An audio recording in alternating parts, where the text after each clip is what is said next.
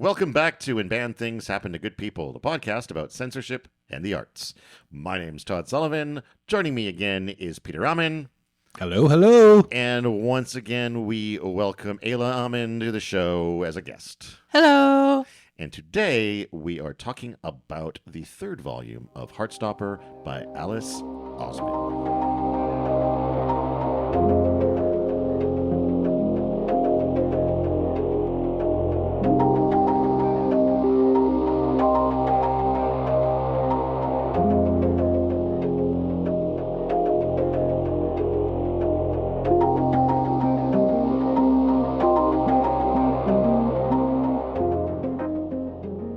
And we're back again, you guys. It's so good to see you. Yeah, it's been a little while, so glad we're It's been getting a to hang busy out summer, again. and we've not been able to get together to do this. Yeah, lots of vacation and travels and that kind of stuff, and it's sometimes hard to find some time to get together. But glad we get to see you, Todd, and get to hang out and talk about Volume 3. Yeah. Yeah, really, it's been an interesting ride so far with this book. Some ups and downs, some changes, some growth. Yeah, and this book is where things kind of take a serious or a more serious turn, I guess. In the story, right? We start to branch out into some other topics of note. Yes, so we'll kind of go through that in this book, and yeah, definitely as they, Nick and Charlie get more into their relationship and learn more about each other. There's some maybe a bit of darkness there. So yeah, we'll get into that. Yeah. So to just dive into the book, I guess, we open with kind of a previously on section. I think we did something similar to this at the beginning of Volume 2, but in this one, there's like a couple of journal entries from the characters that get us up to speed on what's happened in the previous volumes. And then the start of the book is Charlie's mom signing a permission form for a trip to Paris. Yeah, so that's going to be, I think, the prominent theme of the book is going to Paris, going to a different location on a school trip, which is, I think it takes place essentially after the end of the school year, so it's kind of like a summer in between kind of school trip, and then what happens on that trip with all the people that are there, and how that changes relationships. So. Perry. Yes. And it's a somewhat big deal too, because there's going to be a little bit less supervision, right? This is going to be sort of an opportunity for kids I shouldn't say kids, these teenagers, these becoming men, people to branch out and experience things without having a parental unit around monitoring them at all times. In the city of love. In the city of love. Poor Mr. Farouk. He was the most trouble. The other one, Mr. He did fine. So the permission slip is signed. Yep. So he's obviously going to be going. Yep. Nick's going as well. Obviously. And at this point, Charlie basically confesses to his parents that he and Nick are dating. That's right. Right? Yeah, and they're like, what? Oh, I mean, didn't assume, but okay. Well, they have the comment of, well, he's sportish and laddish. Yeah. Laddish, whatever. He's a real lad. He's a real lad, that they're lad. Surprised at that. But, they immediately ban him from sleepovers. They immediately ban him from sleepovers. No more hanky-panky, and, guys. no hanky-panky. I think is it the sister that pops up and says, stop saying hanky-panky? Yep. Yeah. Tori. Yeah, Tori. She always appears and is like, stop saying hanky-panky. And then I think there's a flashback there to... Well, yeah, Charlie kind of tells, I think, his parents that Nick has told to his mom. Yeah. And then there's the flashback to the conversation that Nick has with Charlie about that. Because we saw the conversation with the mom at the end of Volume 2. Yeah, that's right. But then we see the conversation that Nick and Charlie have about that. Yeah, so it's Nick's first step in terms of kind of coming out and telling people about his bisexuality, his conversation with his mom, and now he's the flashback is him telling Charlie all about it, and Charlie's all excited, and then they start to discuss like, are you ready to tell more people maybe, and that's kind of Nick taking his first steps there. Mm-hmm. And then I guess it's the next day at school, or later that day at school, and Charlie is again talking to Nick, and tells Nick that he's banned from sleepovers. Yeah. And there's a little bit, I think, of innuendo and blushing between them as there's this kind of conversation about like what they could get up to during a sleepover. Yeah, there's these like side eyes that they make at each other, like, would we do that? Or, they're very innocent, these two, right? Yeah, but there's awareness going on too. Yeah. Like, to me, one of the big threads in this book for me was this constant kind of, they're all very aware of sex as an unspoken thing that's going on between them, that they're trying to keep unspoken, even though they're both, I think, feeling that attraction, right? And it's almost like an undercurrent throughout this whole volume. Yeah, I mean, I think we see there's a later conversation in the book where they kind of talk about that in a little more detail, and they kind of both are not quite ready. Yeah, but certainly they're feeling it to some extent. Yeah, and it's there's a tension there for sure. Yeah, and there was absolutely a part of me that was wondering if we were going to see that happen before the volume was done, just because of what you could get away with in on Paris. The trip, yeah, exactly. I've got a note here that just says school stuff happens. Oh yeah. Nick has to study for his GCSE or whatever. Right. He has to study for his like big finals. Yeah, I mean, it's the end of the term, so there's kind of studying and exams and that going on. So they actually have different schedules, the boys, because Nick's in year 11, Charlie's in year 10. Yeah, Nick's done a week earlier. Yeah, so they get more time to study or something like that, and their exams are done sooner. So yeah, they're both kind of locked in these schedules where they don't get to see each other as much. Mm-hmm. So they're kind of looking forward to the Paris trip. And yeah, they're, revising and studying. So they're not actually hanging out that much in person. So there's some texting. There's study dates. There's plenty of study dates in there. But how much studying is really happening? Yeah, that's the problem there. Yeah, exactly. I think it seems like Nick should maybe be doing more studying, but hey, he probably aced his French test anyway. Exactly.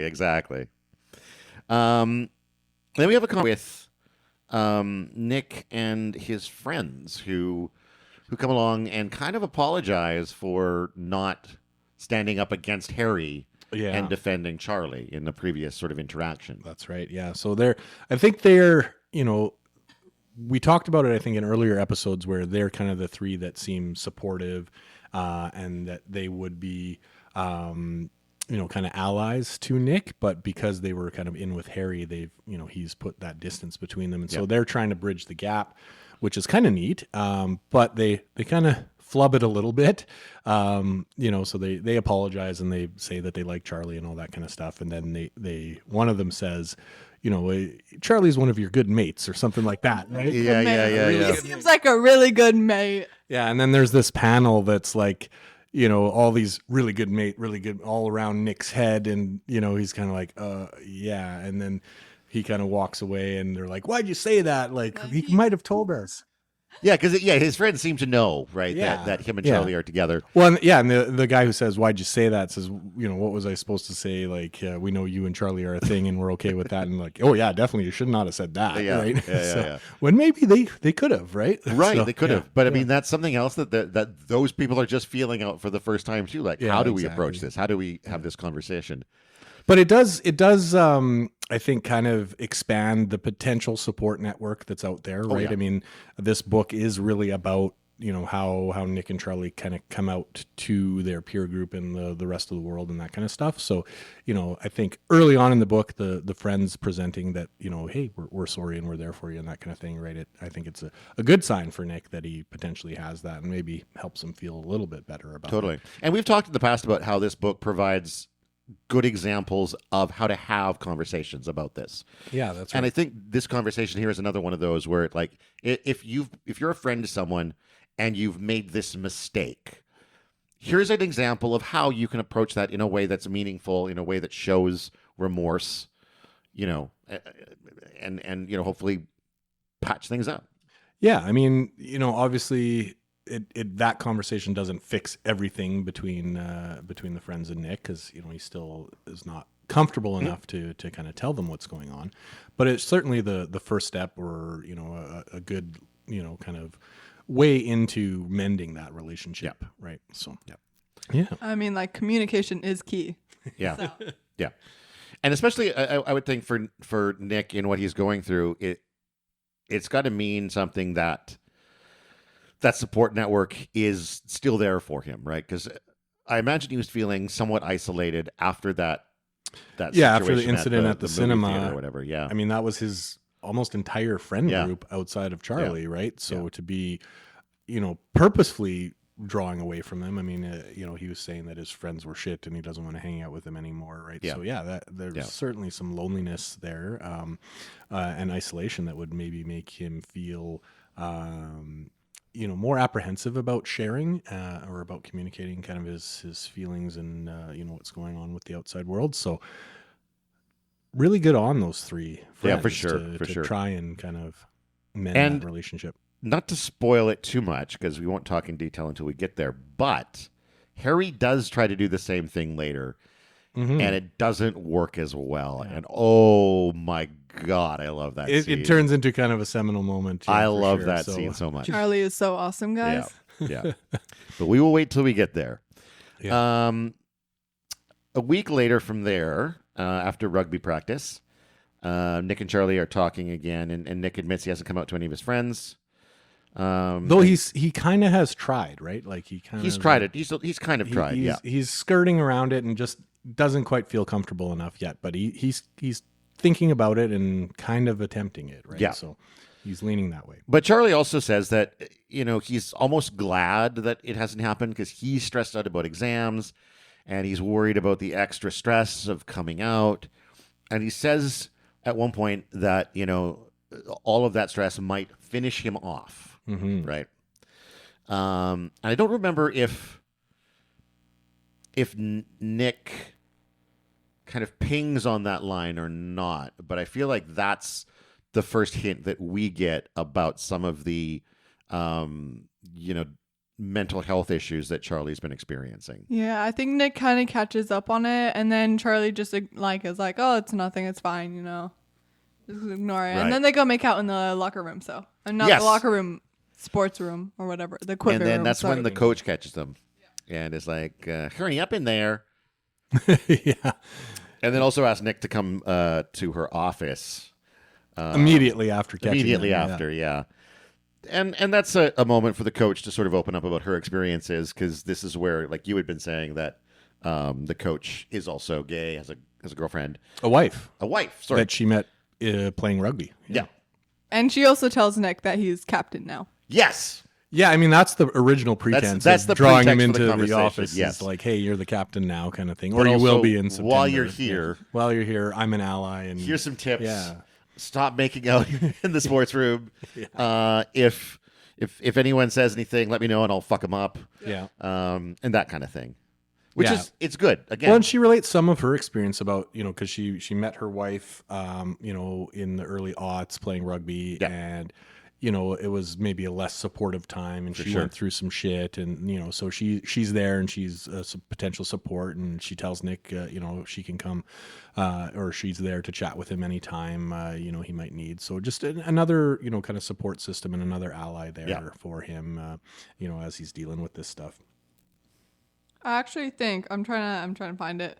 That she calls her wife like after he's gone. I don't know. I could be wrong. Maybe she just gazes at the picture after Nick leaves. I feel like later. I might have read past it. I was on the webtoon, so I might have read past it. Oh, maybe. Well, there's actually some teacher relationships that start to develop in this book on top of side character relationships. Exactly. So there's the universe is kind of expanding here in terms of it's not just kind of Nick and Charlie, and then there's everyone else. We're learning a lot more about Charlie's friend group, about Tara and Darcy and Elle and some of the Higgs girls. Yeah. So there's a real expansion of all the different relationships that are out there and happening for this whole group, not just Nick and Charlie. But that's what you can do at this point in the story too, because you've really established these central characters to the point where you can begin to expand and look at the people around them, and especially in this story, we're getting to see a variety of types of people, a variety of personality types, and a variety of different sort of relationships between people. Yeah. And I'm really digging these characters and seeing the way that they interact with each other. Yeah, they're pretty self-aware for high schoolers, right? Yeah. In terms of some heavy stuff to deal with, and they tend to do a pretty good job of it. And I think the additional relationships, with Terry and Darcy, and even Aled, who we find out is has kind of a relationship brewing, right? All these things kind of help inform Charlie a little bit in terms of how he could potentially handle things between him and Nick, and how coming out to the world could happen, or the pace they should take, all that kind of stuff, right? It's helpful. All these kind of other relationships help them deal with their kind of central relationship. So this is a side note. Aled and his friend, I'm pretty sure his name is David. Daniel? Okay, my bad. They have a side book. It's called Radio Silence. It's also by Alice Oseman. She has a little book, and it's about Aled, and he meets like another girl over the radio, and they have a little friendship. And then that's also when he meets his other friend. Interesting. Or he introduces his other friend. Just as a little, if you want to read it. Okay. So, and Solitaire was about Victoria. Tori. Okay, so yeah, interesting. All the whole universe kind of connects through all the works. Yeah, and then there's another, like this winter, I'm pretty sure is about like just the spring family kind of. Sorry, and then there's also another little novella which is just about. It's called Nick and Charlie, and obviously it's about Nick and Charlie. Interesting. Anyway, back to this book. Yes. So, I think it's before the Paris trip starts. They're kind of they're cuddling. I think at Nick's house. My next note is about Nick's brother arriving. Yeah. Well, there's something before that. Is there? Okay. So yeah, there's something here where so Charlie is kind of explaining a little bit more about some of the stress of telling people, and how he what happened to him when he was being bullied and that kind of stuff. And he explains to Nick about how the stress made him cut himself. Before that, actually, like as he goes into it, he explains how Ayla told him, I'm pretty sure, that I think it's when he says Tao, Ayla explains to him earlier, and he's talking about it with Nick. But Tao accidentally that outed Tao him. Was just talking about it too loud, and that's most kind of possibly a reason that he actually got outed. So he talks about that before he goes into the entire. Right. Yeah, and then from there, it's how bad things were, and that Yeah. he was starting to believe some of the bullies, Yes. that he was worthless or whatever, and that's where then he drops the bomb on Nick that he was cutting himself. Yeah. And so Nick is obviously concerned, and Charlie says he doesn't do that anymore, hardly ever. Yeah. And they kind of move on from that, but Nick definitely puts out there that he's supportive, and that Charlie can talk to him about this kind of stuff, and he obviously doesn't have to go through it alone. Yeah. Yeah. And this is another. So this is actually after the Nick's brother first appears. And I did want to mention that when Nick's brother first shows up, I immediately didn't trust him. Yeah. Something about his face was just like, this is not a good guy. Yeah. Not a good guy. And then the next day at school, Nick is tired because his brother's being shitty. And then that night they go to a meeting regarding the Paris trip, and about all the rules about the Paris trips and things like that, and how there will be no gender mingling in the hotel rooms. Right. Yeah. It's Which- Higgs students and Trum students must stay in their own rooms. So of course, Charlie and Nick look like, at each "Hee hee, other, this and Tara and maybe, Darcy yeah. they're hee hee hee, like this is our chance. So yeah, which I think contributes a little bit to that undercurrent that, It does, that we for were sure. talking about before. And it's also at that meeting that Charlie comes out to Aled. Yeah, the next day after the trip, Charlie goes to Nick's place, and that's where he meets David. Yeah, they're just hanging out. They're talking about, food. And so Nick is like, oh, I'll go get you some food. And he's like, no, I don't want any, no thanks. But, I'll take a cup of tea. And he's like, you old man who wants tea. I want a cuppa, please. But that's another hint at, what we're going to see about Charlie's eating disorder as well. These things, we're starting to get these little hints of what is to come between the eating disorder, the cutting, the depression. And then, while Nick is off making a snack, David comes and chats with Charlie and really classily says, like, I just wanted to meet the guy who turned my brother gay. Yeah. So, your suspicions about David just are immediately kind of confirmed on our first real interaction with him in the book. Yeah. Totally a jerk. Yeah. And Nick wasn't even prepared to be out to David yet. Either. No. And then, David claims that Nick's mom is the one who told him, which we find out is not which, true. of course, makes Nick go, what the hell, Mom? Yeah. And then Mom, of course, says, I didn't. I never would. Yeah, and then David's been snooping around. You shouldn't leave pictures of you kissing your boyfriend lying around. Yeah. Also, when David accuses Nick of being, like, I just want to know who turned my little brother gay or whatever, he's like, I'm bi, actually. Right. To which David responds something like, well, at least have the courage to be gay. If you're going to do it, go all the way or something. Which, again, I think is like, what a jerk. It defines David's character, that, like, you can't even accept your brother's truth when he says it to you. You got to be like, nah, fuck you. You're not bi. You're just a gay boy. Yeah.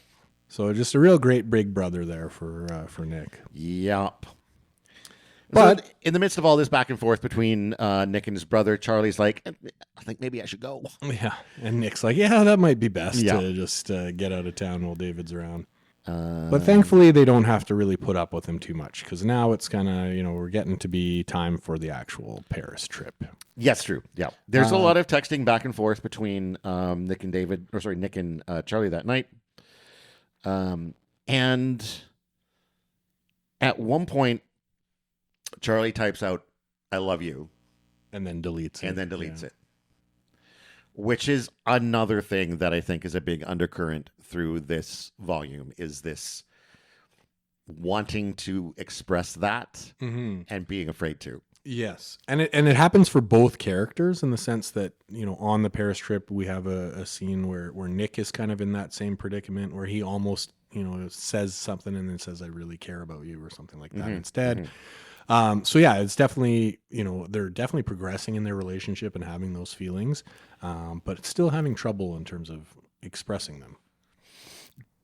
The next day, there's one more day at school for Charlie, where he chats with Alid about the difficulties coming out. And Alid, again, sort of reinforces the whole, take your time, do it when you're ready. And that's when Alid sort of comes out about his burgeoning relationship. And how, Charlie's like, oh my God, I had no idea. You could have told me. And Alan's like, that's the point. Right now, this is just for us.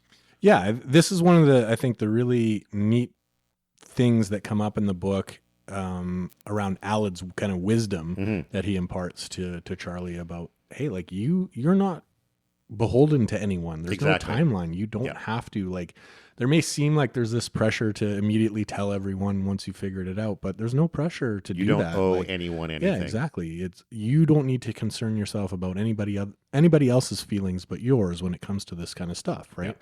Yeah. So just kind of do what is best for you. And then Alid kind of proves that by, like, dropping this bomb. And Charlie's like, I had no idea. And he's like, yeah, that's right. That's exactly the point. The point is that, like, right now, that's what Alid and his partner want. It's just for them. It's nobody else's business right now, and that's valid. Although he does give the name away and says that the boy's name is Daniel. It's Daniel. Yeah, and it's a childhood friend as well. He does mention that. Oh, okay, interesting. And then it's time for Paris. Paris. So they're loading up the bus, saying their goodbyes, and who should show up but Harry, the one and only. Yeah, who we didn't see at the meeting, and somehow he's on the trip, right? Hear me out. I'm just saying they probably were too invested in their little group. Like, come on. Yeah, they didn't notice any other groups at the meeting. There was no one else in their minds except for their little friend group. Well, I mean, it's also possible that attendance at that meeting was not mandatory. Yeah, I mean, there was some stuff like they had to sign up for their room groups and things like that at the meeting. But yeah, I mean, obviously Harry's rolling in money, so he can do whatever he wants. Right? Yeah, that's exactly right.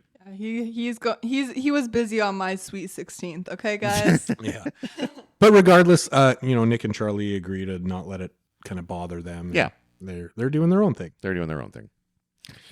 So they're on a bus to Paris. So they take the channel.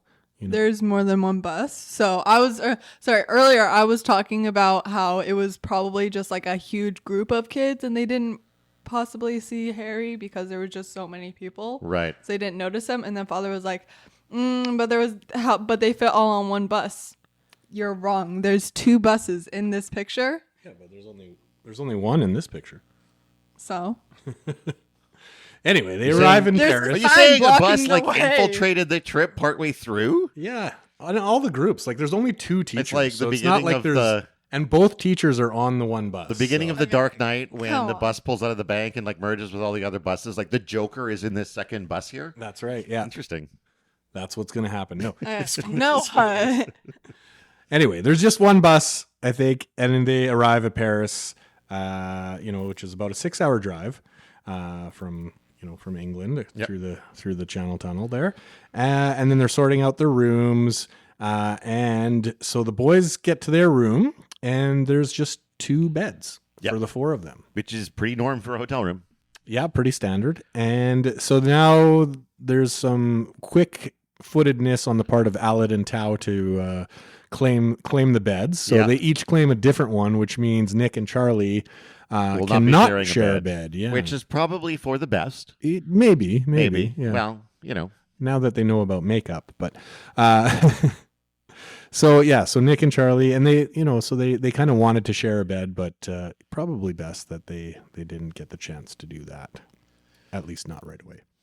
And then they're left alone in the bedroom for a minute, and they sort of lament the fact that they wanted to share a bed, but c'est la vie.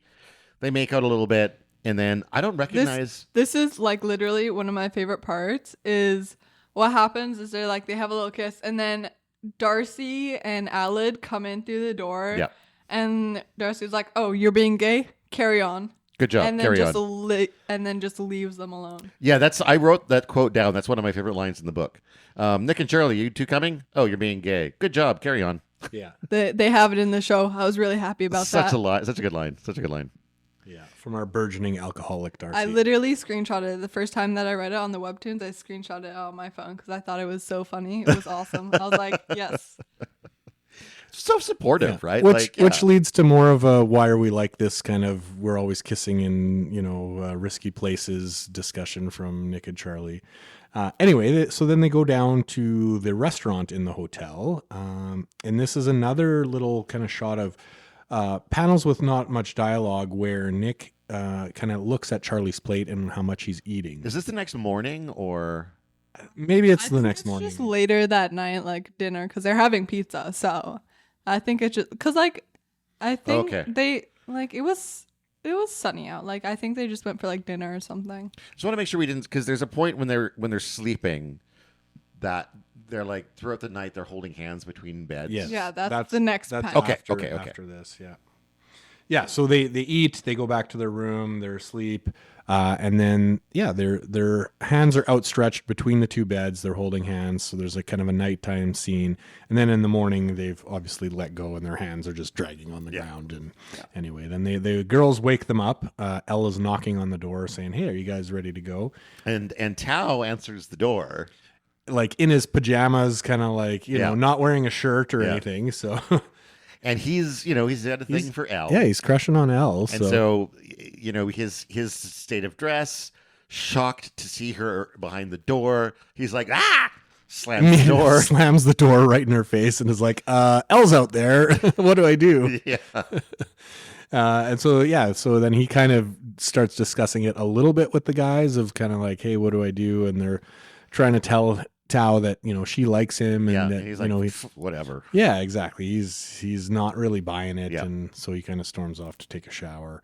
So there's another little side plot here that develops around Ellen Tao. Tao. Yeah. Then they're spending the day exploring France. Turns out Tao and Elle both want to go off to sort of check out this art exhibit.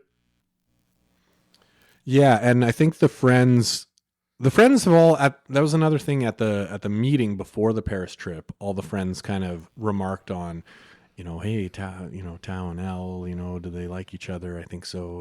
I think they even talked about that when they were bowling in Volume 2. Yeah, I think so, right? So that's kind of been an undercurrent that's been happening. So all the friends here kind of pull a little bit of a fast one, or say, hey, like, we don't really want to see that. We want to do other things. Together, yeah, why don't you two go? Do it? Yeah, so they kind of set Elle and Tao up on their own little kind of museum date, and they all take off to other places, and they're shopping and whatever. So Tao and Elle have some alone time, and then we kind of get back together, and they're gonna go for some ice cream or something like that. And I think Charlie declines the ice cream, or there's something again. It's another. Yeah, thing he's not hungry for ice cream, or doesn't want any, right? So, but Nick goes to get some ice cream for him anyway, or for Nick, and then he's gonna share, I think. And he asks Alice about the eating thing as well. Nick does.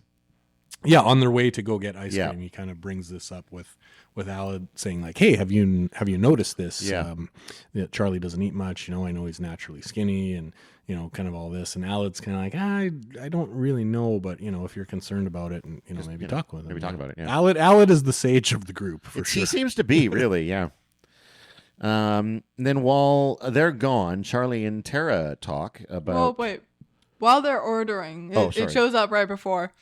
While they're ordering, Nick is obviously speaking perfect French. And, right, yes. And the entire group's like, sorry, since when can you speak French like an actual French person, And he's like, oh, my dad. Yep. And they're like, we didn't know your dad was French. When, how long has he been French? And like, since his birth. His whole life, yeah. Since his birth.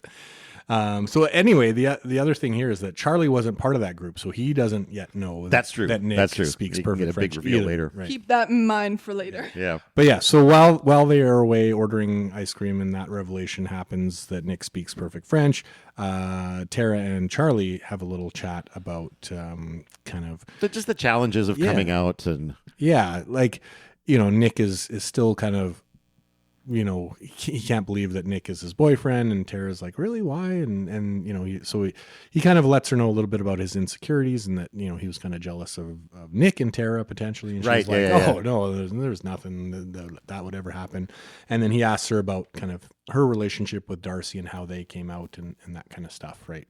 And so she talks a little bit about how they didn't really announce anything, but they just kind of stopped trying to hide it, and then kind of put up with kind of whatever happened. They changed their relationship statuses on their socials. That's the big one. Once you do that, it's real. Yeah. Which is a little bit of a joke later on, I think, between Nick and Charlie when they talk about being Facebook official. You're not breaking up with me? Because Charlie's like, I don't want to change my status, or I don't want to deal with the entire internet stuff.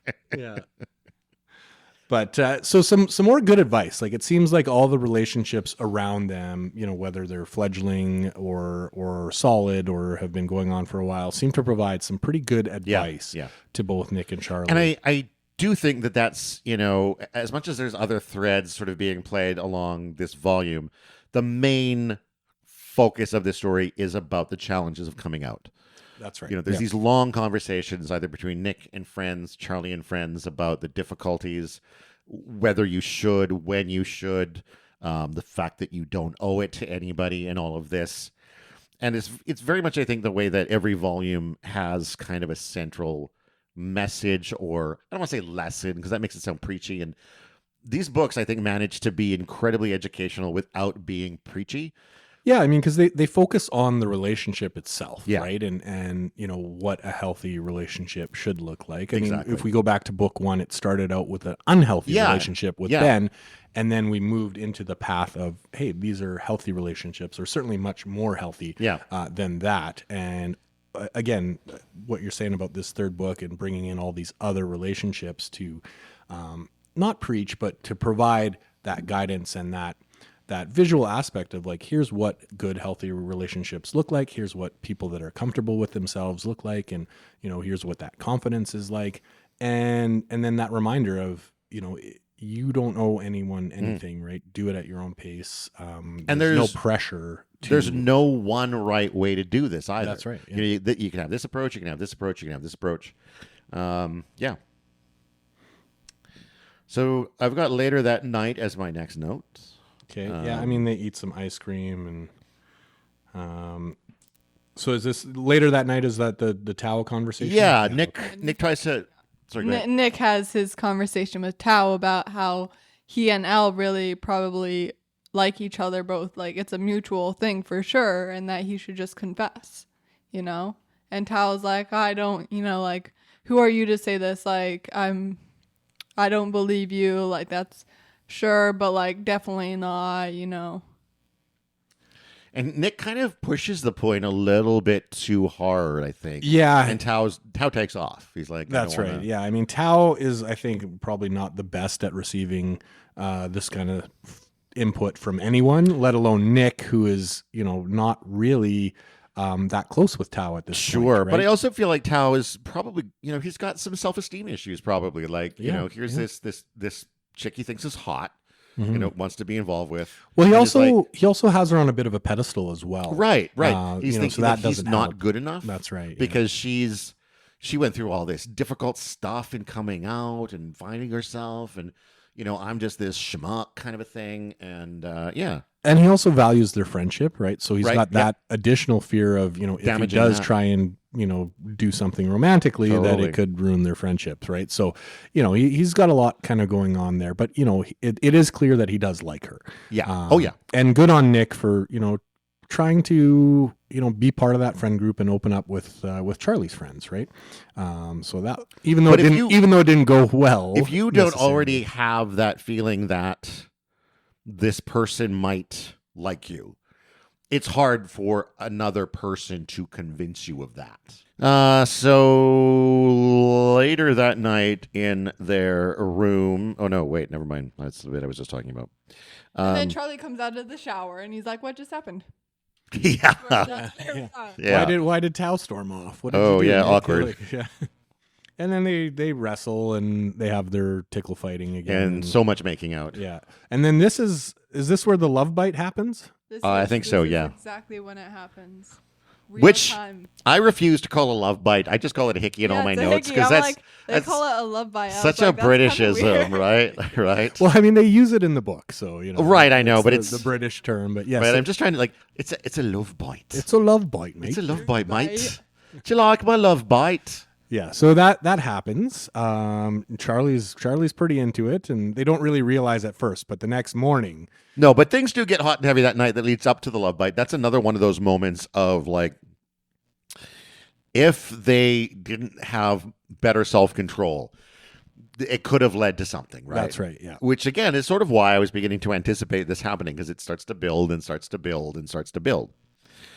And then next morning we discover the love bite. So they tell Tao that he fell in the shower or something like that. But before that, Charlie is on the verge of coming out to Tao about it. Yeah, he keeps kind of looking for the time to Yeah. do that. Yeah.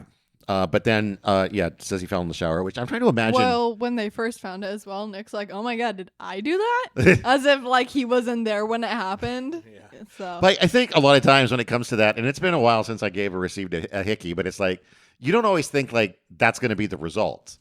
Yeah, especially it can take a while, or Yeah. That's the thing, is in your head, you think this should have taken way longer than Yeah. the amount of time I spent sucking on your neck. That's right. Yeah. But, it sat overnight and, Yeah. there's the result in the morning. So, But I was also trying to imagine like how I fall in the shower to land right on my neck without breaking my neck, because I'm pretty sure that would happen. Just to create like a small little Just, circled bruise. Exactly. it would be a very high up soap holder, just at the right Exactly. Like, at a hotel where like you don't even have all your personal stuff. It's Right. like maybe Well, like a little. Maybe there's like a little hand railing in the shower. You're like, eh. I feel like that create a bigger bruise, a longer Maybe. one. There was a loose bolt or something poking out. A loose bolt in Tao's head after realizing that. Yeah, he does kick himself for believing that later on in the book. So they're off to the Eiffel Tower on this day. Yes, and they did not purchase tickets for the elevator, so they're going to have to take the Tour Eiffel. My bad, bro. I know. So they're going to have to take the stairs. The teachers are telling them they've got their numbers and stick together and all that kind of stuff. And so they all lug themselves all the way up to the top. They're all kind of dying, but they make it to the top, and then We should go to Paris, Father. I want to go to the Eiffel Tower. okay. Anyway, so they make it to the top, and then there's some more teasing that happens, and Well, because people start to notice the love bite. the love bite, yeah. And then they have a defendant that we kind of Wait. First of all, this is a Nick scene. So it's like Nick and Charlie. They're like taking a picture, or whatever, and they're like, "Oi, Nick, was that love bite from you then, or whatever, right?" Yeah. And he's like, and then Nick comes in. He's like, "Oh yeah, you jealous?" Yeah. You know. Yeah. It's the first time that like Nick hasn't really just caved to that sort of joking when he does a little bit. But this is also like, this isn't really coming out. This is something that you could absolutely do as a straight guy and just be like, maybe it was. You jealous? Like just being I know confident. the guys in my school would do it. Yeah. Just being confident in who you are. Yeah. And it really puts the teasers in their place. Exactly. And Charlie is like, oh my God, like, just And then hearts Harry everywhere. comes in. And then Harry comes in and is like, okay, you know what? Like to the boys that were teasing, it's like, just leave them alone or whatever, Yeah, and then Harry's like, another thing, like, sounds like you're covering up, but like it was you, and they're all like, okay, Jesus, like, and then Nick and Charlie are like, did Harry just defend us? Yeah. And they're like, yeah, weird. Yeah. Yeah. I am really curious to see how Harry's arc as a character continues on, but Yeah, I mean, there's some elements in the speech, in Harry's apology later on in the book that could point to him maybe potentially being not that bad. yeah. But anyway, we'll get there. Internalized homophobia, that's the problem all the time, guys. Yeah, more so in Harry's family than in him, apparently. That's what internalized homophobia is, usually.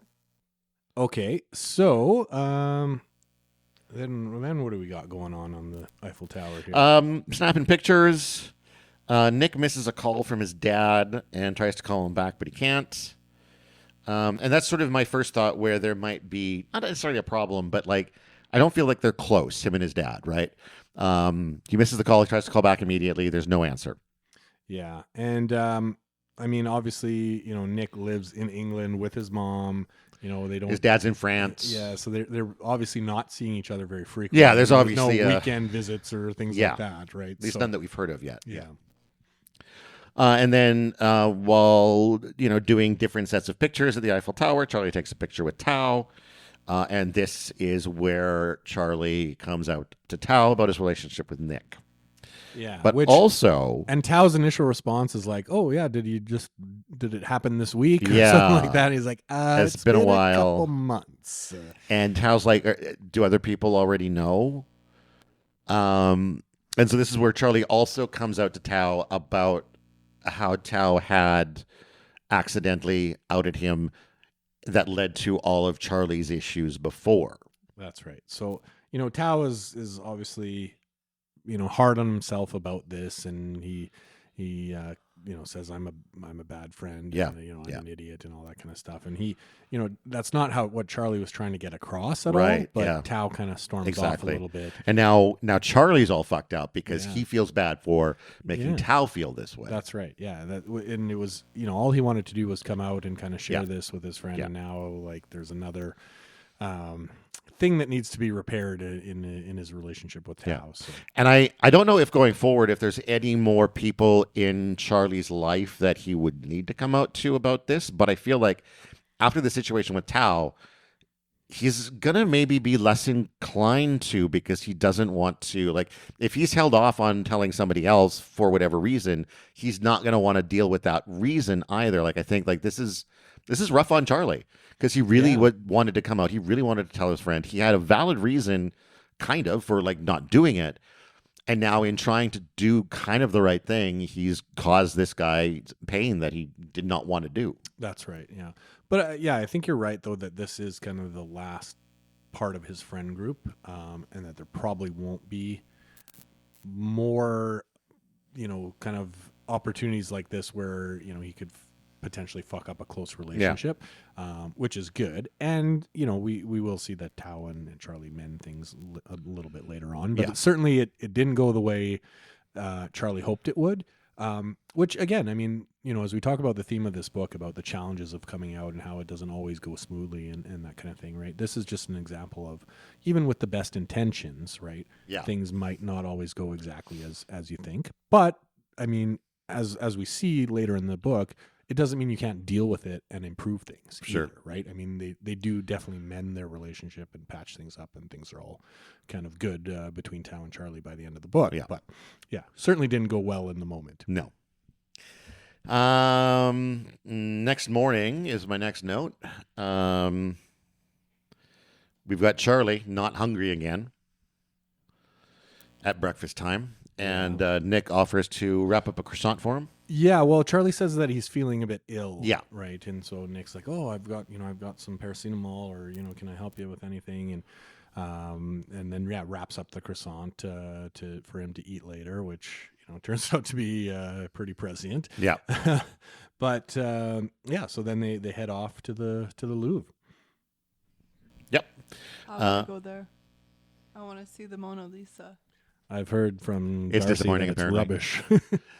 It's just very small. No, but like all the other paintings too. Like there's quite a bit to see at the Louvre for sure. But yeah, the Mona Lisa is the big draw. But it's kind of underwhelming. Yeah. I think for a lot of people. I mean, I'm also just interested in seeing the other art. Anywho, let's not talk about how I want to go to Paris, because these guys are in Paris. Yes. And then it cuts to Tao and Elle together. They have their moment. They have their little kiss.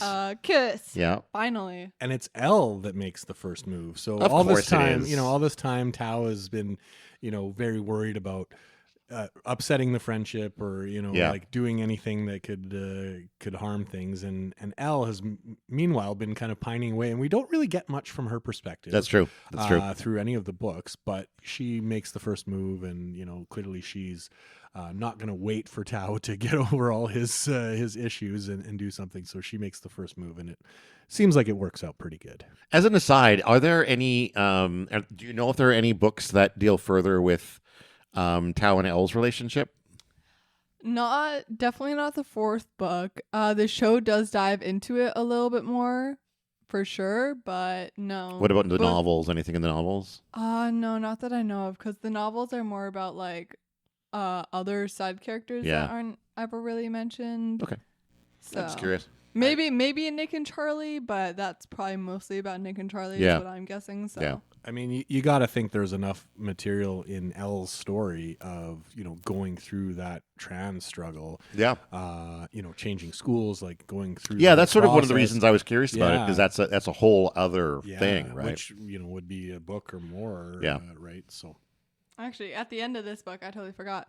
Mini comic. There is a mini comic about their like. Oh, that's the when she first goes to the day when she like has fully transitioned and actually goes to, what is it, Higgs? Yeah, when she goes to Higgs and he has to go back to Truum, and their little thing. So there's that, but nothing really on Elle's side. Yeah. Okay, so we cut back to the rest of the group, and Charlie gets kind of lightheaded. Yeah, he's not feeling very good. Been there, done that. Just about collapses. I mean, it kind of happens once you see the Mona Lisa and get that disappointed. But I can't believe it's so small. And so Charlie faints, and Nick is right there. So Nick catches him. So he's not like he just smacks his head on the. They call for a teacher. Yeah. So Aled runs off to get the teachers. Charlie kind of wakes up and is like, "Oh, what happened?" Yeah. And they tell him he passed out for 30 seconds, and so Teacher shows up with like a sandwich and a bottle of water, and is like, "Here, eat this." yeah. Also a little side story about Tara's talking about how once Darcy fainted, but it was because she was like wearing a beanie while she was out in like the blazing sun. Right. And then instead of falling into like another person or like onto the grass, she falls into a pool. So that's just a mini little Tara and Darcy thing there. Yeah. Anyway, so teachers show up. They come with some food and drink. Nick also has that croissant that he packed earlier, so Charlie's getting some food in him. Starts to feel a bit better. And now Nick and Charlie are kind of left to their own. The teachers take off, saying Nick can, look after you and come get us if anything else happens. And so they're just kind of on their own now in the museum. And this is where Nick broaches the subject for the first time with Charlie about kind of the eating. And I think this is interesting because I don't think Charlie thinks he has an eating disorder. It's never brought up about an eating disorder, that he like sometimes he it's feels something the need he to can control the eating.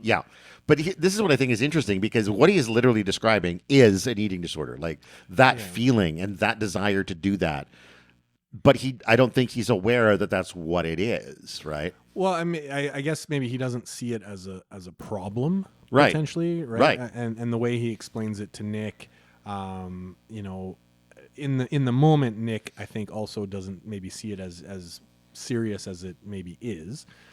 He does. But yeah, I mean, at the end of the book, we do see Nick takes it a bit more seriously. But certainly, I think Charlie, would maybe, when confronted with it, realize that there's some issues there.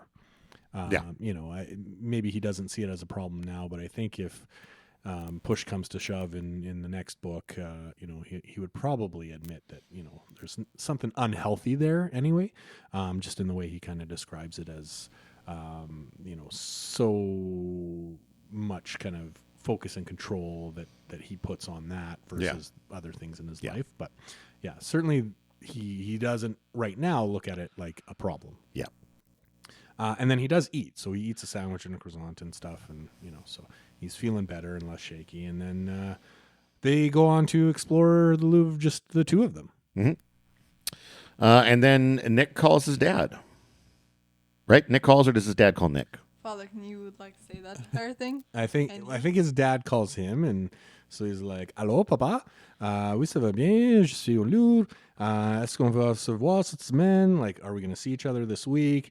And meanwhile, Charlie's kind of like, what? Like, you're speaking French? Like, what's happening to me? Yeah. And so basically, this is where we see that Nick's dad is kind of flaky. And so what is this? I don't have any idea what they say here. Basically just, so sorry, go back. So he's saying, hey, I'm at the Louvre. Are we going to see each other this week? We don't know what his dad says. But then Nick says, no, that's okay. Just give me a call next week, maybe. So, we get the impression that Nick's dad is flaky, right? Yeah. He's always quote unquote working, right? He obviously doesn't visit the family all that often, right? He the last few books, which encompassed quite a period of time, the whole school year, we didn't see or hear from Nick's dad at all, right? So clearly he's and Nick is in his hometown where he lives, and you've got to think, a whole week, and he can't see him. Right? You've got to think that this is not the first time that Nick has told his dad that he's going to be in Paris for this week. That's right. Right. Yeah. So this has come up. He's told his dad, "I'm going to be here. Can we see each other?" And the dad's, even still is like, "Nah, man, something came up," or whatever. Like you said, we don't hear what he said, but but he's flaked out on Nick. He's not going to be able to see him. Even though Nick's in the city he lives in and has had plenty of time to plan things out. And so, we don't know what Nick's dad does or what kind of work he's in, but clearly he can't make time for his kid. And he's a crime lord. That's what my headcanon is. And so Nick kind of... He's an international assassin. That's right, yeah. But, Nick kind of explains to Charlie, like, he's maybe not the most reliable, but, he's still my dad, and he shows him a picture and all that kind of stuff, right? And then, Charlie kind of is blushing a little bit about his speaking French, and so they have a little exchange on that. Calls him mon amour, obviously. Yeah, so Nick kind of teases Charlie a little bit, and anyway, they start kind of they're tickling, making out in the Louvre. Yeah, and they catch the evil eye of the security guard, and then they have to run away. And then there's a moment there where they're sort of holding each other, and there's this sort of fluttering of unspoken "I love yous" around the panel. Outside of the panels, after they hug, there's the "I love you, I love you, I love you" kind of unspoken. Yeah. Outside of the Which panels, again, from the way it's drawn, I would take that as coming from sort of both of them. Really, it's sort of an unspoken thing, just surrounding the hug, right? Yeah. And this is where my notes run out, so I'm gonna have to look at the pages along with you guys. Okay. All right. So they're done with the Louvre, so they're getting back on the bus. Is this? Are they back to the hotel? Oh, they have to go back to the hotel. They're getting back on the bus to the hotel. So Alid kind of whispers to Nick, and they switch spots. So essentially, Charlie now has to sit beside Tao on the bus.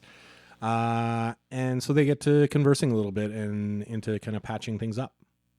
Yeah, so I guess Tao acknowledges, how he screwed up and apologizes and, says he wants to be a better friend.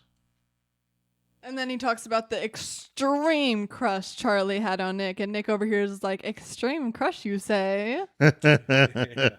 Yeah. And so Charlie gets a little embarrassed here because he's kind of like, oh, you guys talking about how much of a loser I am and, how I was pining over Nick. But yeah. But then everybody's teasing each other. And he's like, oh, what about Elle?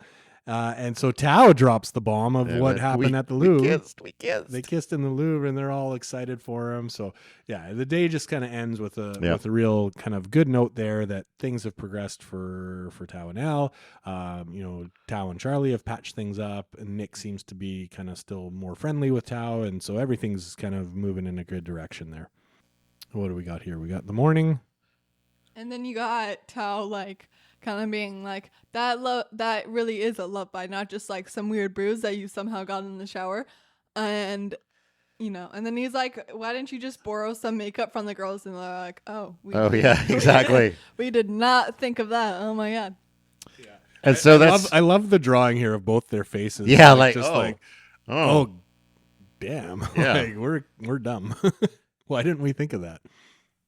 And so they go, they get some makeup help from, I don't know who that is. That's Darcy. That's Darcy. Okay. And Ella's there as well. They're got all the girls. All the girls. They're getting the different all shades. the girls have to get together to help with the makeup. They're like, okay, if we mix some of mine with maybe Elle, you grab some of yours. We'll get the right skin tone. We'll mix it all up. We'll put it on our hand and we'll do a little, and then all done. Yep. Problem solved. That's right. Okay, and now I want to go to a bookstore, Father. Yeah, so now they're bookstores you can go to in any country. Yeah, but they go to Shakespeare, Shakespeare and Company bookstore, and they're all actually. Sorry, this is not even relevant to Heartstopper at all. But Shakespeare and Company specifically has this super cute little tote bag that you can get, and I see it. People have tons of people have it, and it's so adorable, and I really want it. So Shakespeare and Co. If you're listening, oh yeah, we just had a plug here and for we get some you. sponsorship get over some here. Sponsorship going. So anyway, you're a bookstore. We read things. Yeah. So anyway, they're continuing on. The class is continuing on, touring around Paris, right? Going to bookstores. So they had we don't get the whole kind of gist of the day, but. Put everything on the gram as well. Yeah, that's right. Yeah. So and then that night they kind of sneak off to an alcove in the hotel to make out, and they get caught by the teachers. Yeah. And then it's the teachers' time. Oh, so cute. I like this bit with the teachers, where it's this. We're looking. And maybe it's different for me than it would be for you because I'm reading this as an adult, and so this main story is about these young people finding love and learning about themselves and everything else. And the way these teachers kind of gradually kind of come together is a reminder that love or attraction isn't just the realm of the young. That's right. Yeah. Right, that it can happen to anyone at any time. And again, as you said at the beginning, they're in the city of love. That's right. Yeah. And I just think it's really sweet these two guys who Well, there's another component here too, in the sense. So the teachers catch Nick and Charlie making out. Yeah. They send him off to bed. Yeah. And then Charlie's teacher, so the teacher from Truham, Mr. Ajayi or something like that.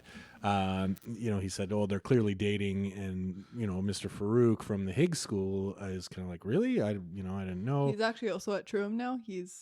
Oh wait, that's later in the book, but he teaches the next year at Truham. Okay. Anyway, and then we come to find out that Mr. Farouk didn't really come to terms with his sexuality until kind of much later. So he didn't realize it. Yeah. Like kind of in his 20s, like early 20s, and he's 26, so Yeah. he wasn't even that long ago. It's a new thing for him. Yeah. Yeah. So we get just another kind of facet of, how these things can develop. Anyway, so they kind of. But again, that message being like, there's never a wrong way, and it's right. never too late. Yeah, and it's right? never too late. Which I think he actually says that line, like it's never too late to have these kind of experiences, right? So they're kind of flirting with each other a little bit. Yeah, and It's like, you flirting with me? like, And it's like, maybe. Anyway, it's time to go back to the room. So Yeah. Paris Day 6. Tara's birthday. There will be alcohol at the party. Darcy will get it. Yeah. So I think this is their last full day in Paris. And so the teachers kind of make this little announcement that, they know it's Tara's birthday and that it's their last day. So they're okay with kind of mingle between rooms, have a little party. Yeah. Okay. But no have alcohol. A little party. Yeah. But keep it respectful and no alcohol, or there will be dire consequences, right, if they have alcohol. And Darcy's like, a challenge. Yeah. She's kind of like, challenge accepted. And they're like, where are you going to get it? She's like, well, you'll see. You'll see. Yeah. I have it already. So yeah, Darcy's on a mission. Our little burgeoning alcoholic is on a mission to get some booze for this party. Anyway, so there's some texting and stuff happening there. They're still kind of touring around, enjoying Paris. And then we cut to that evening. Yeah. So proper. So they're getting ready for the party. Charlie is yet again borrowing one of Nick's hoodies. And Nick teases him about, hey, am I going to get that one back? And that leads to, some little playful fighting. We get a Dimples reference. Praise for the dimples. And, they start making out again. And it gets a little hot and heavy. And then Nick just kind of like drops them and is like, we got to go to Tara's party now. And it's like, man. Yeah. So yeah, these two are fairly innocent, even though they're, they have that attraction, they're making out. They definitely are not in any hurry to move anything along quicker than they're comfortable with. Well, right? Yes, and no. I think they're very good at knowing how to stop things. But I do think that it's a conscious stopping, right? It's not that there's no desire there. It's very much a I'm not ready for this yet, because I don't think have they had the conversation yet? No, I think that happens a little bit later. Yeah. Because after the party, there's kind of a sleepover that happens. Yeah. And then Nick and Charlie get their room to themselves. So at this point, they're both sort of independently they have the attitude of I'm not ready for this yet, but they haven't really admitted that to each other. That's right. Yeah. Right. So anyway, they're at the party. Yeah, they head to the party. Everybody's having fun. They're It's chatting. alcohol time. Darcy rolls in with her bottle of French vodka. Obviously. And so yeah, like that. Is it gross? Yep. Yeah. So she gives them some booze, and then we get a little kind of peek here that Charlie's never had alcohol before, and Nick says his mom lets him have a beer at Christmas or something like that, and then they both have the alcohol, and clearly they're not enjoying it very much. Yeah. There's some rather pained expressions. Vodka's not the way to go, I don't think. Rockaberry Cooler was my first experience. I mean, she put like a little bit in like a lemonade. Yeah. So I don't feel like lemonade's even the best For vodka, choice of it's great. Any citrus fruit and vodka. Lemonade and great. vodka I is wouldn't brilliant. know, so I don't know why. That's good. Why do you think Mike's Hard Lemonade is a thing? Like, Ayla knows nothing of this, thank God. Yeah, so they don't really like it, and then they go kind of back into the party, and so yeah, Very. so they were hanging out just on the balcony, Yeah. so they were not in the room, and they're drinking their drink and making their comments. Anyway, so they stumble in off the balcony, and everybody's all at the door, and they're like, "Hey, what's going on?" And who is out in the hall but our friend, potentially Harry. Yeah. He's like, I want to say sorry for like what happened at the cinemas. Like my family's quite a bit like, homophobic, so that kind of passed on to me. But I didn't mean any of it, so I'm sorry or whatever. Well, and one of the key things here is he says, I'm not going to say shit like that anymore. Like he has realized kind of where he's come from in terms of his family, and that he addresses them as homophobic, which, good on him. To kind of make that realization and to take that stand of going, hey, I'm not going to do that anymore. I realize I fucked up and that it was wrong, which is great, but nevertheless pops off and is Well, like, before we get to Charlie popping off, I do want to say that because I think this is where the art really speaks, as simple as it is. If you look at his face in these panels where he's apologizing, but he's smiling through it. yeah, I think he is patting himself on the back for the apology and is honestly not remorseful. I feel like he's doing what he thinks is the right thing, but he's more impressed with himself for doing it than he is remorseful. Sure. I mean, he is a rich kid, so I think Yeah. that tracks. But And I think if he was legitimately remorseful and Charlie got the sense of that, that it might Charlie's have taken response a- here yeah. would have been maybe different. It would have been more like what Nick's was with Nick's friends earlier. Yeah, because when they came to Nick, they certainly were in a different air. Yeah. Of we're truly sorry and that kind of thing. Yeah. Yeah, I see that. But I think for Harry, kind of given his upbringing and his his family and that kind of stuff, I still think it's a step in the right direction. Sure, and sure. that we'll potentially see some good things from him later on. But yeah, certainly right now, not everything that Charlie wanted to hear, and certainly he's not ready to forgive at the moment. And so does somebody want to read these lines from Charlie? Because maybe I Ayla, you absolutely can- love these. This is quite the speech here that Charlie gives. he's like, what do you want from us? Forgiveness? Well done. You said all that homophobic stuff to me, but it's okay because you're sorry. I'm glad you realize the error of your ways, but it's not my job to give you a gold star. People like you made my life hell last year, and I shouldn't have to forgive anyone for any of it.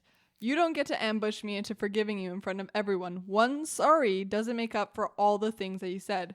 So congrats on your incredibly difficult realization that gay people actually do have feelings and have a nice life. And then he shuts the door in his face. And cheers erupt from And- the crowd. And that's another good point too. The whole message from Charlie that like you're doing this in front of everybody intentionally.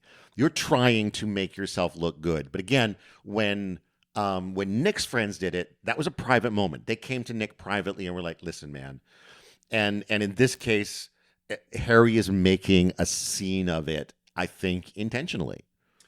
Yeah, I would agree with that. And I think, being the rich, spoiled kid, I don't know if he knows another way to do it. That's right? fair. You know what That's I mean? fair. Like, Yep. not to excuse his behavior don't- or his approach to this, but he is in that boat of like, I think learning how to be a good human being, right? He wasn't. Yeah. And so he's it's- still got a long way. He's yeah. not there yet, obviously, and good on Charlie for taking that stance and really letting him know that this isn't good enough, Yeah. right? And this is not how you do this.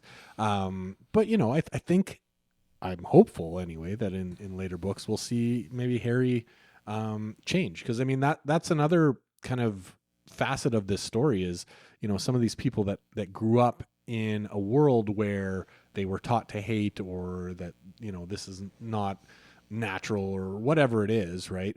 How do they kind of break out of that. Yep. You know, and Yep. and so, you know, there's again not a right or wrong way necessarily to do that, aside from continuing to learn and to grow and to get better, right? So Yeah, which is certainly Harry's- what I hope Harry's arc will turn Yeah. out to be, right? And he certainly started on that path. Yeah.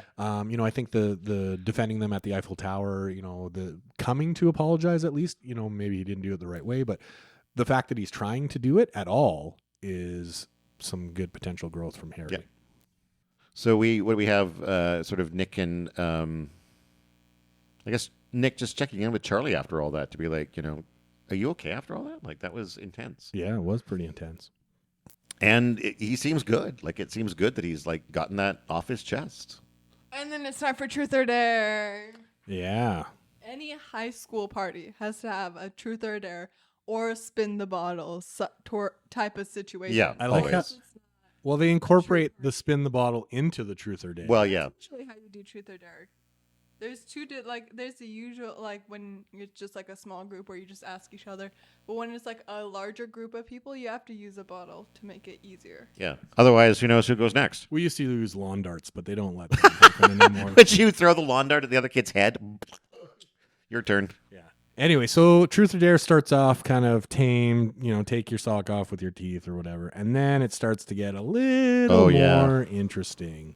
And then they asked Tao, and Tao's like, oh, definitely a truth. And the question is, have you ever kissed anyone in this room? And obviously, Elle is also there. So he says yes. And they're like, oh my God, who? And he's like, that wasn't part of the question, guys. Yeah, yeah.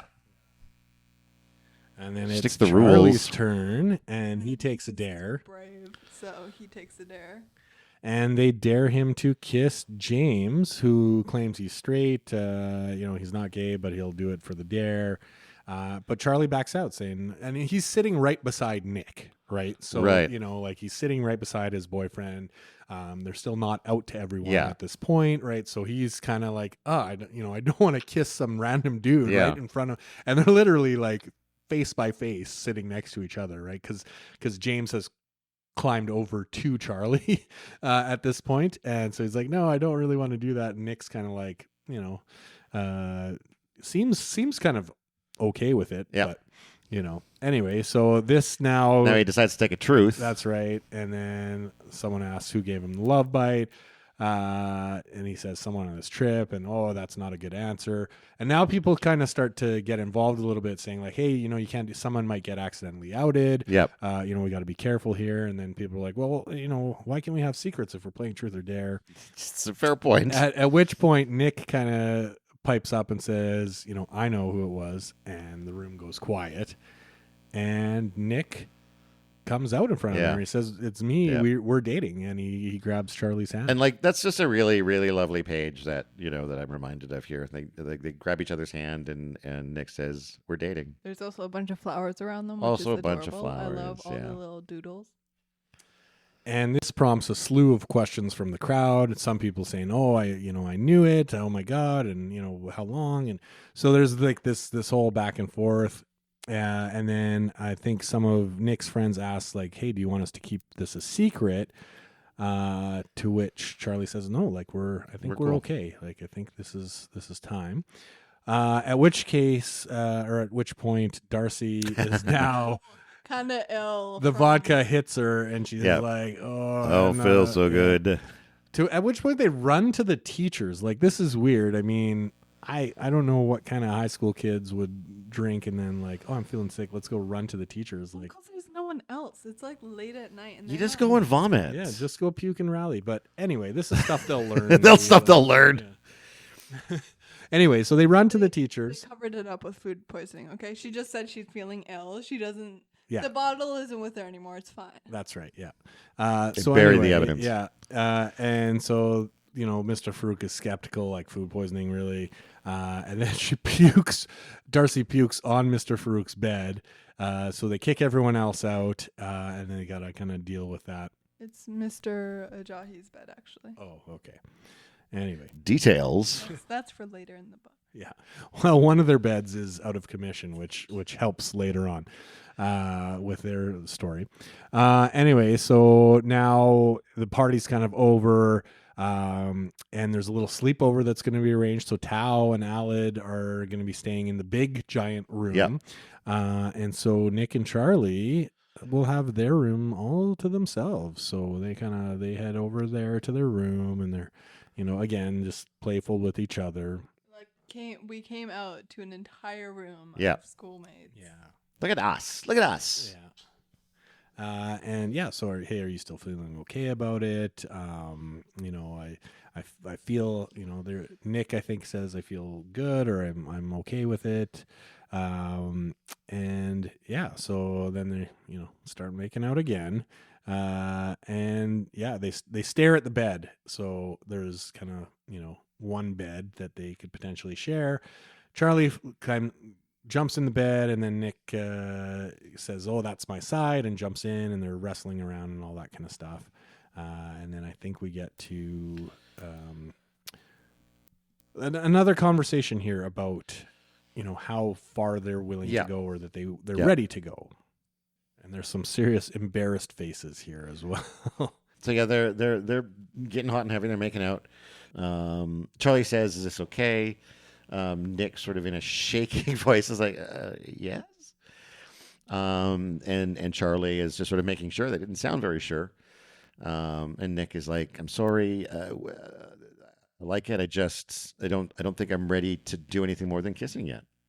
And Charlie's like, "More than kissing, like." And also with a embarrassed face as well. Like, he was are we even considering that? And he's like, no, me neither. I wasn't thinking we would do that right now. But I also think with that, the blushing, I think both of them are thinking of it, right? Well, they're certainly thinking of it. They're thinking about it. Like, they don't want to do it, but it is definitely in their brain. That's right. Yeah. They see it as a potential thing that could potentially happen, but they're both certainly not ready for that. And so, they both kind of at the same time say that they, eventually want to. Yeah, I do want to. I mean, eventually. Yeah, same. But which is where this sort of... I'm not ready. No, me neither. And then Charlie has the thing of even if you're never ready, I'm fine with, just kind of placating him a little bit. You want to do it? Yeah. Which is something to say now. That may not always be the case in a relationship. For sure. Which is the best option is always to be like, only if you want it to consent. Oh, yeah, of course. Oh, for sure. Yeah. Consent is sexy. Consent is key. Yeah. And then they say, "Oh, kissing's still fine, right?" Yeah. And so they do. They make out until they fall asleep. Yeah. All right. And okay. So now we flash back to Tara and Darcy with the teachers, and Mr. Farouk seems to have softened a little bit, right? So he's kind of like, "Hey, just a big softy." Yeah, he's kind of like, "Well, you can't get in trouble if it was just food poisoning, right?" And they're like, "Oh yeah, I guess not." So, wink, wink. Yeah, and so they take off. Darcy apologizes for ruining Tara's birthday, and she's like, "Oh, you didn't ruin it," and oh, pardon me. Jesus. So she apologizes, and she's like, "Oh, you didn't ruin anything, and I still love you, even if you smell like you're sick." And she kisses her while she smells of throw up and all that kind of thing. And then we flash to Tao and Elle. They're kind of canoodling a little bit. There's a little panel where it's Sahar. She's sleeping. She's a side character, and she fell asleep reading, and the book is actually Radio Silence, which is the one with Alid. Right. And then it flashes to Alid out on the balcony, just kind of listening to music on his little music player. And then we flash back to the teachers who are drinking what looks like some wine or something on their last. They would need it after that. Yeah, so they've gotten some room service or something like that. Mr. Ajayi is like, "Well, I suppose I should get some new sheets." Yeah, and then Mr. Farouk's like, "Well, wait a minute, you maybe don't need to. You can just sleep share over my here." bed." And they exchange looks, and then they head off to the single bed. Yep. They kiss. They kiss. They yeah. kiss. Yeah. And then it kind of fades. The panels fade. Perhaps inappropriate for a work relationship. Yeah. And then it cuts back to Nick and Charlie, and they're like, "I want to stay up all night." And then cut to 5 minutes later, They're sleeping. Yeah. Passed out. Feel that at my age. And then we're on the bus back, right? Yeah. So this is their last day in Paris, or their day where they got to travel back. So they're on the bus. They're fielding some questions about whether or not they're dating. Yeah, so one of the things they talked about before they fell asleep was like, do you think this is going to be all over town, or, everybody's going to know? Is it going to, when we come to school in September, is everybody going to know everything? And Charlie's like, yeah, probably. Yeah. And so immediately on the bus, there's people talking to them, and, like it's clearly out, which makes sense. Like, anything interesting gets gossiped around in high school, right? So it's clearly made its way all across the group there that's on the trip. So yeah, they got some questions they're fielding, and they head back to England. Charlie's like, because getting so many questions, like, oh yeah, that's so cool, you guys are so cute together, and he's like, am I a cool kid now? And Nick's like, no, you'll always be a nerd. Yeah. And then this is when the entire Facebook thing comes up. They're like, at least we don't have to make some cringy Facebook announcement. And Nick's like, you don't want to change our relationship status on Facebook? Wow, guess I've been internet dumped. Yeah. All right. So they get home, they're meeting back up with their parents and that kind of thing. And so Charlie is on his phone, like doing a search for how to tell someone I love you. So, they've been kind of dancing around at a few different points through the book. Meanwhile, Nick is in the car with his mom, and he's doing some searching, kind of looking through pictures and stuff. And he sees a few photos where, there's basically uneaten food in front of Charlie. And then he taps into his search, eating disorders. And that is the end of the book. Yeah. There's a mini comic, as we mentioned, about Town L. There's also some like Instagram posts and things like that. There's a view of Nick's room and Charlie's room, right? Yeah. And then that's kind of all the little bonuses we get for this book. So yeah, with that ending there, I do feel like we are moving into a point where the eating disorder is going to become a major plot point. As well as this struggle with confessing the depth of your feelings. Yeah, I mean we kind of have this pattern now developing. So the first book ended with kind of a cliffhanger where things were potentially not good. Yeah, between them. Good. The end of the second book, things were great, where they were back to hunky dory, and who knows what will happen. Now at the end of the third book, we're seeing things are maybe not great anymore. Right? There's some serious stuff to deal with here in the next iteration. So, I think my prediction for book 4 is that it'll probably end on a much happier note. I haven't read book 4. No. Oh, no. We have it. Sorry. I thought you read it. No, I haven't read it yet. But hopefully that pattern continues and we'll see a much happier ending at the end of book 4. But certainly here, we've gotten a much more detailed view of the relationship between Nick and Charlie. They've certainly gotten to know each other a lot better, to the point where there's things that they need to potentially work on, right? When we talk about eating disorders and other kind of mental health issues. So there's some serious stuff there. We've also seen a lot of the other kind of characters' relationships develop as well in this book. Both good and bad, but mostly good, I think, for most of those other relationships. So, but certainly some serious stuff to deal with when we look into the next book. Yeah, and I wouldn't be surprised if Volume 4 ended in kind of a darker place. It also kind of it is like about that darker place. Okay. Again, going back to the critical reception of this book, it deals with a lot of relationships that are non-hetero, and certainly that is something that a lot of the people that are trying to ban these types of books, and these books in particular, are certainly not comfortable with exposing their children to in the school system, as that's typically where these bans are taking place, are at the school system level in the U.S. and in other countries. And so we can certainly see that this book, in particular, book number 3, that does really lay out a lot of great relationships in that sphere. That this, I think, is something that if you're in that boat, you're probably going to want to ban. And so I can definitely see why folks that are uncomfortable with. How dare you portray these relationships as these potentially healthy and positive? Healthy, positive relationships. Like we cannot have that being exposed to our kids, right? So I think we can definitely see that, which is a shame because I think there's lots of kids out there that could benefit. Honestly, the only difference reading. between a healthy hetero relationship versus a healthy gay relationship is the genders of the people involved. Like that's literally the only difference. That's right. Yeah. Banning this from kids that may need to see it or may not have other avenues to see healthy relationships like this. It's a shame, but I think we can talk more about that when we do our live wrap up. That's right. Right. Yeah. So we're kind of as we alluded to, we're gonna pause our reading of Heartstopper at book 3, and we'll do a live wrap up to discuss more of kind of those relationships as well as the reception and the banning and that kind of stuff. And when we do, I think, have all 6 books available. We'll come back at some point, probably, I guess, next year, based on the publishing schedule. Tell your friends. September 24th. Yeah, September 24th, 3 p.m. We'll be live at podbean.com. There'll be a chat room. You can join us and chat.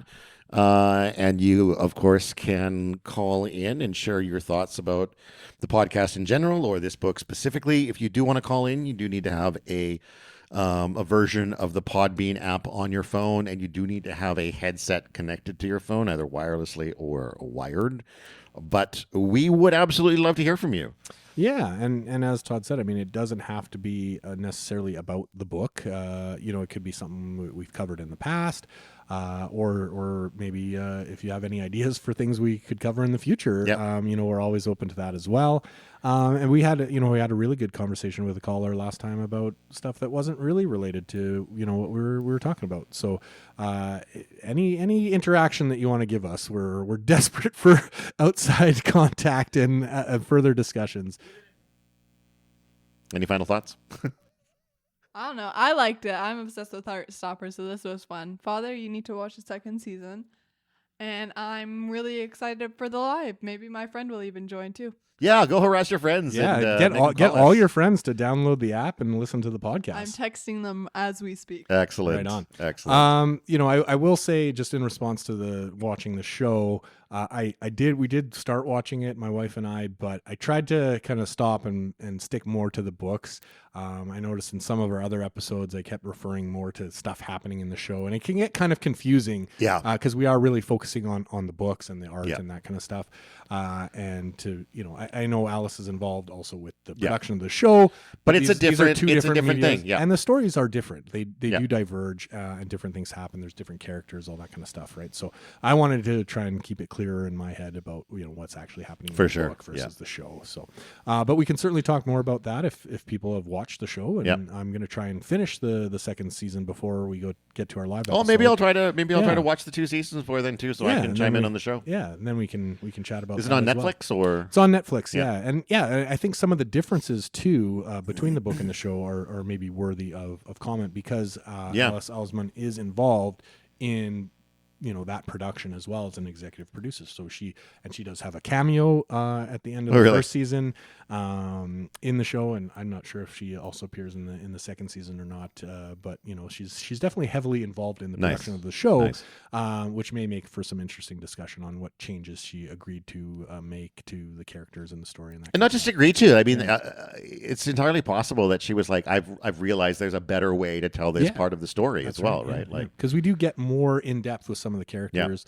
There's additional characters and additional events and things that happen, and there's a few things that happen a little bit differently as well, right? So some of the discussions and things happen a little bit differently than in the books. So some interesting. My curiosity is growing. Right on. Well, I mean, I think we got to save the rest of the discussion for the live. I think you're right. Yeah. Well, thank you for listening once again. We will be wrapping things up here.